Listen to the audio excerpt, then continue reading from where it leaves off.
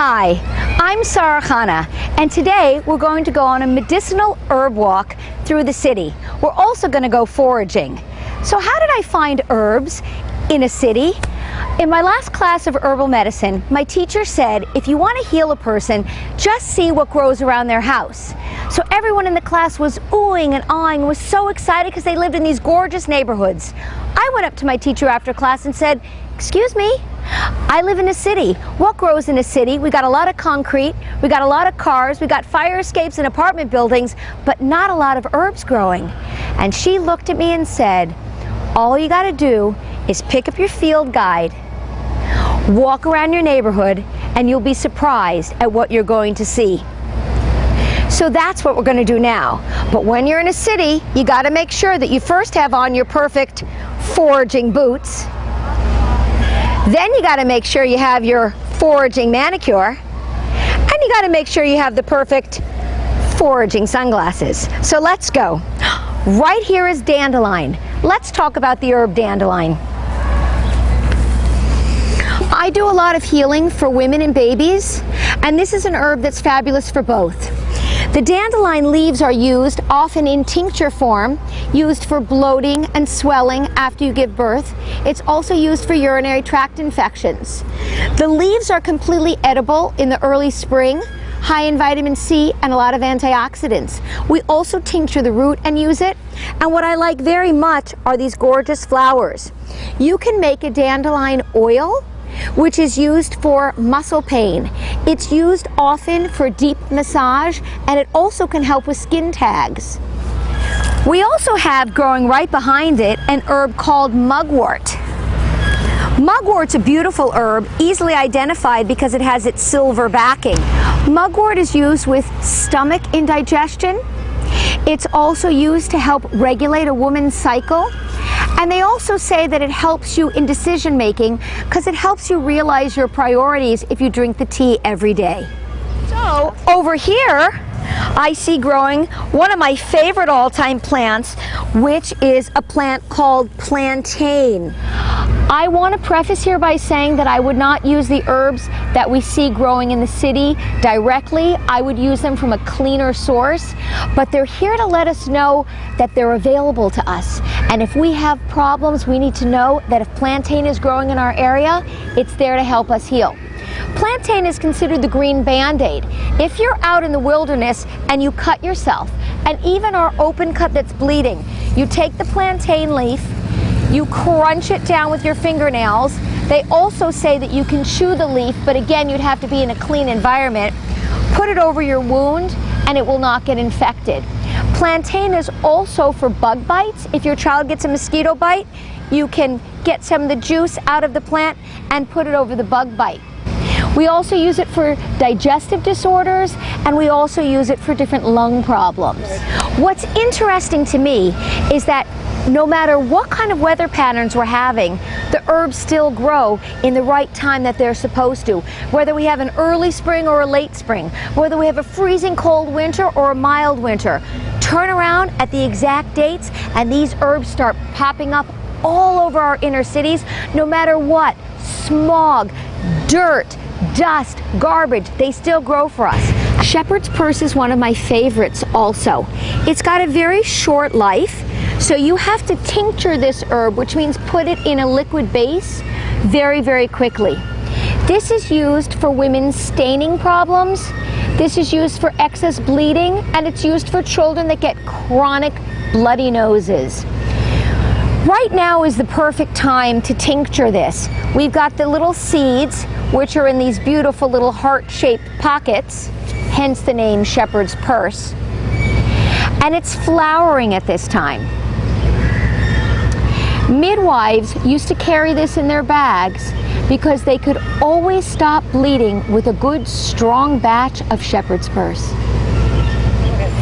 So in this city garden, someone way back when planted some mint. One of the benefits to mint is that it grows like a weed. This family doesn't even realize that they've got mint growing in their front lawn. Mint is used for digestion. You can make it into candies. You can put it in stews.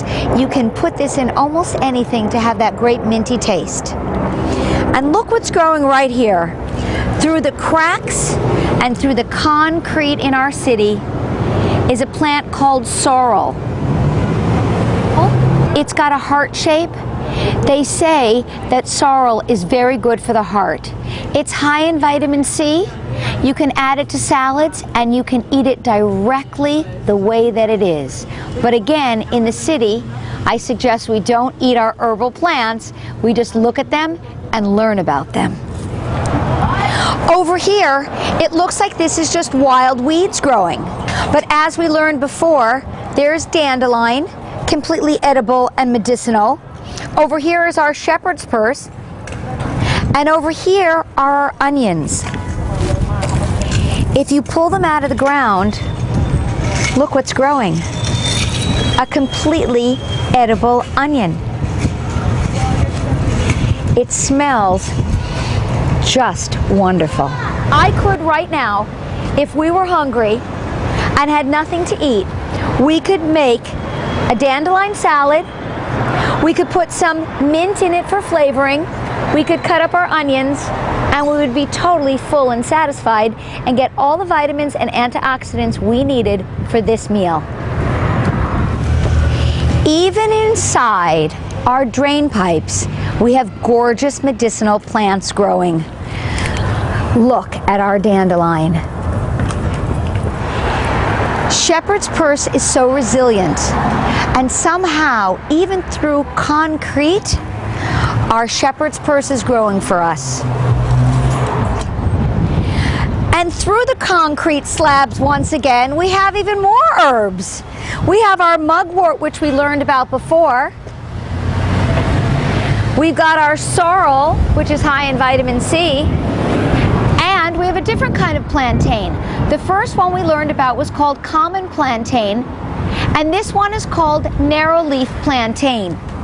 This is specific for lung infections and works really well to clear out the mucus. And here, our narrow leaf plantain has psyllium seeds. Psyllium seeds is what's used with the medicine Metamucil. Metamucil is used for constipation.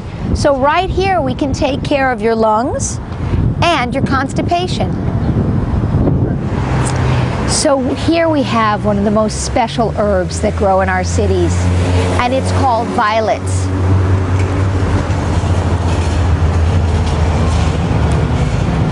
They say that with violets, if you eat the flowers in the spring, it will help build up and protect your lungs for the upcoming winter. We can also tincture this herb, and it's very good for any kind of skin condition. It's also good for lymphatic drainage and sore throats.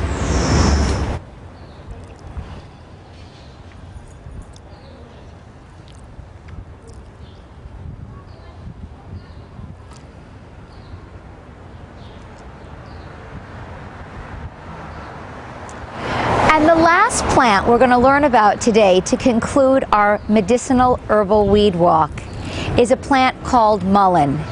Even amongst all the graffiti and the dirt and the garbage is a gorgeous healing plant called mullein. Mullein is used for lung infections, and mullein grows really high. It can grow as high as 5 feet tall, and then it has these beautiful, beautiful yellow flowers. Those flowers are where we get the mullein oil. Mullein oil is an oil we put in children's ears when they're in pain. It helps reduce the inflammation and to get rid of the pain. We tincture the leaves, which means we put them in a grain alcohol and let them sit, and we can give it to adults and children for any kind of lung condition. Yeah. So that concludes our Herbal City Walk. As I've said before, I don't think we should pick our plants in the city and use them for medicine. But the plants grow and flourish, and they're here to teach us, and they're here to let us know that they're available to heal us. So even with the graffiti and the dirt and the pollution, our plants are growing for us to see what will help us.